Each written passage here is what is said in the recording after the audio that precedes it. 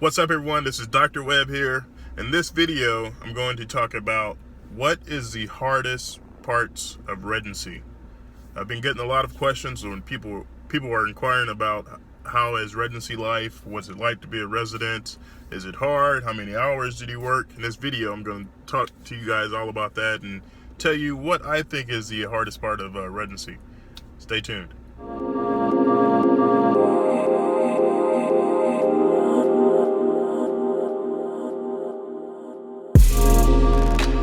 Alright, so in this video, I'm going to talk about the hardest parts of residency. Depending on your specialty, whether you go into emergency medicine, which is anywhere from 3 to 4 years, depending on which program you go to. Pediatrics is 3 years, internal medicine either 3 or 4 years. And then you go up to the specialties, the surgical specialties that have longer residencies, such as orthopedic surgery is 5 years. Plus, some people do additional 1 to 2 years of fellowship. You have neurosurgery, which is usually 7 years. General surgery, anywhere from 5 to 7 years.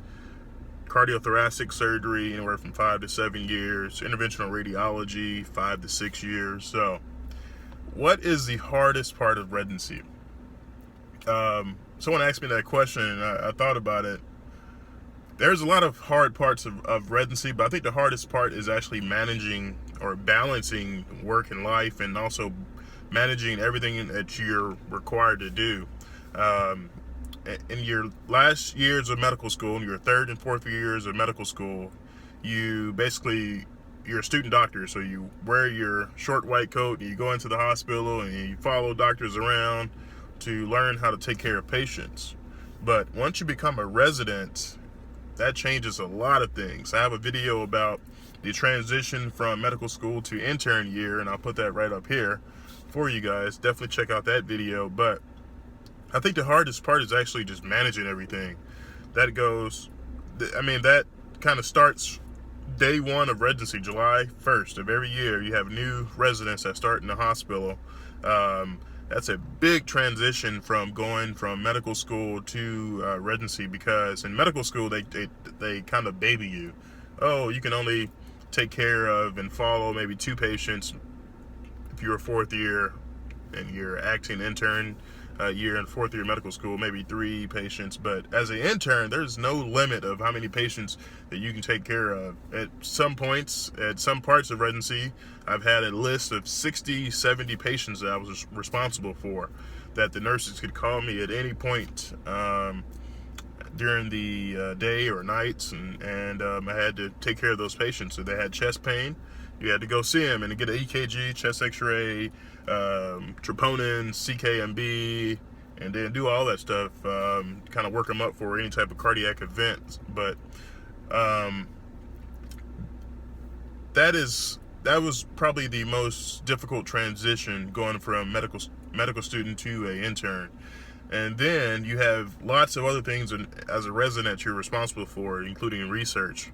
There's research presentations, there's research coordinators who are hounding down your back. Where is this research project? We need to get this published. We need to go present this at a national meeting. So there are lots of different things that are pulling you in all different types of directions. So number 1 is research. Number 2 would be studying. You still have to study, even if you work 70, 80 hours a week.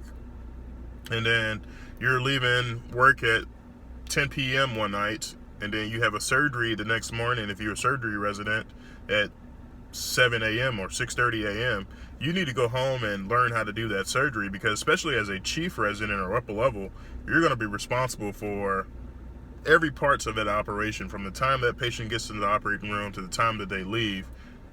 Cutting the incision, this is where your retractor should go. You should watch out for this artery. You need to watch out for this vessel. Every parts of the application, because you have junior residents that you're supposed to be teaching, and the staff is expecting you to know how to do the surgery. So just a couple days ago, on a spine surgery, my staff sat in the corner, and it was just me and a 3rd-year resident. We did a surgical case. So you gotta know how to do the surgery. In order to do that, you have to read, and you have to spend the time learning how to operate and how to be a surgeon. So That's very difficult. The third thing is your extra things that you're required to do, such as your training, like computer training at different program or at different hospitals, or credentialing and certifications, just like your BLS, ACLS, your pediatric advanced life support, all these certifications. So there are lots of different things that are going on in residency. I would say the most difficult thing is to balance everything. It comes with, I think, experience over the years. You figure out what works best for you. I didn't talk about spending time with your friends and family and, personal time. That I think those are important also. Burnout is a really hot topic these days in terms of resident burnout, is physician burnout in general.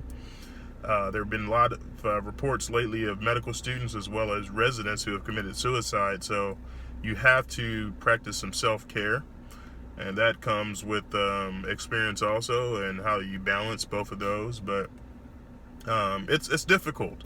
Being a resident is not easy whatsoever. It's supposed to be a difficult time. You're supposed to put in the hours, you're supposed to put in the work. That's why they call it residency. You reside at the hospital. So, but it's doable. It's definitely doable. Like I said, you basically have to take one day at a time, especially going through a 5-year surgery program, which can be very, very challenging at times. The demands, you're expected to know a lot, you're expected to read, you're expected to have high expectations for you. So because if you make a mistake, you can possibly kill someone. So everything has to be in line, everything has to be on point. Otherwise, that's the reason why physicians get paid a lot of money, because they have people's lives in their hands, and patients trust you with their, to know and understand and learn the knowledge so you can treat them the best way possible. So I would say that's the most challenging part, is balancing everything. Some tips: stay organized, write things out that you need to accomplish that day or that week. Make check marks, check boxes. Even if I had 10 things that I needed to do, go check this patient's CAT scan. I need to get this patient down to the MRI scanner. I need to order these labs on this patient. I need to sign this patient up for surgery tomorrow. I need to order these labs for this patient. I need to go check this patient's heart rate, who was having chest pain earlier. I need to go back and see him. Just make a checklist of things that you need to accomplish, and as you do them, check them off. And it always has to be in order of importance. So when a patient has chest pain, that takes precedence of signing a patient up for surgery tomorrow. That patient who is not signed up for surgery, you can do that later in the night. That patient has chest pain, that's something that needs to be at the top of your list. That needs to take precedence. So you have to learn how to prioritize your task, and that comes with experience also. So staying organized, making checklists, and taking care of yourself. Rest, eating well, working out, all those things are important.